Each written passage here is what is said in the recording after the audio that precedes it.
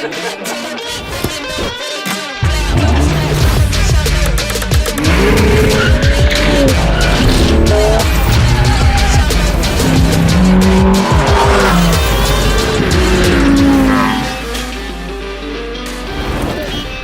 and welcome to Top Gear's Speed Week 2022, which, if you're not aware, is our annual performance car bonanza. Now, for the last 2 years, we've been stuck in the UK for obvious COVID related reasons. But this year, we've spread our wings and we've landed in the Czech Republic at the incredible Autodrom Most. We actually drove here, which was quite a lot of miles, but the track fun is about to begin. I thought I'd take this opportunity just to introduce the contenders that we've got here this year, because it's quite a lineup. And we start here with something nice and subtle, a bright orange Lamborghini. This is the Lamborghini Huracan Technica. Think of it as a car that slots somewhere between the standard Evo rear-wheel drive model and the super hardcore roof scoopy STO. So you get the STO spec engine, 623 horsepower, I think it is, some lightweight bits.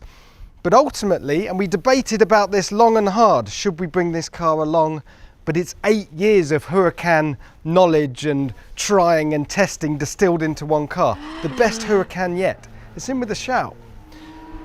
And we move on to another Italian supercar, and this is exciting, isn't it? A Maserati, a proper supercar, the first Maserati supercar for absolutely decades. And what I love about this thing is it goes about its business a little bit differently. If you ask Maserati what the most exciting thing about this car is, they will tell you that it's the new V6 twin turbo engine in the back. It's got over 600 horsepower, but really it's the fact that it's a more relaxed take on a mid-engine supercar. I've already driven this thing and it is lovely on the road. Nice supple suspension, great steering, it's fast too.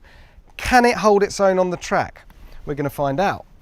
Moving on to a slightly bizarre machine. So the McLaren Elva, you must know about it. This is the windscreenless speedster the McLaren brought out. But this one's got a windscreen, hasn't it? That's because they needed to sell a few more of these cars, and this was a requirement to sell them in the US, I'm told.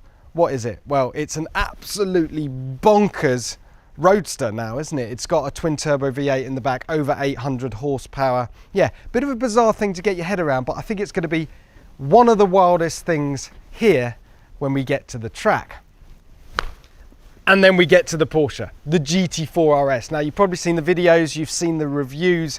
I'll be honest, it's an early favourite because at last Porsche's crammed the screaming 9,000 RPM 4 litre flat six from the GT3 into the back, well, the middle rather, of a Cayman, and the results are astonishing. And really, this car's party trick is the fact that it doesn't take life too seriously. Yeah, it's got a bit more downforce and it's got motorsport pedigree, but really, if you talk to Andreas Preuninger, the man behind this car, it's all about having fun. And it doesn't take itself too seriously. And these intakes here, these carbon intakes in the rear quarter windows, that is where the noise comes from. It sounds like a GT4, standard GT4 from the outside, but from the inside, just wait until you hear this thing at 9,000 RPM.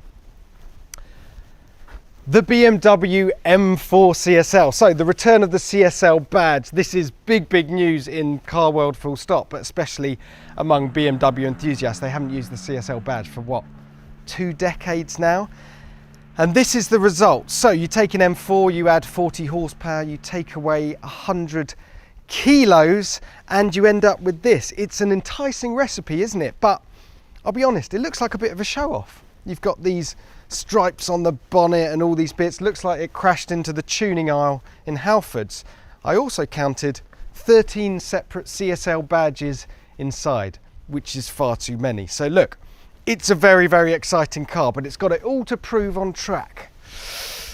Moving on, it's all killer, no filler, isn't it? Because look at this thing. What a gorgeous car. It's a new mid-engine Ferrari, but it's something really new. After, you know, a few years of the 488 and then the F8, this is a hybrid mid-engined Ferrari, brand new V6 twin turbo engine plus electricity, over 800 horsepower. This is supposedly, in dimensions at least, the baby of the Ferrari range now, but it's got over 800 horsepower.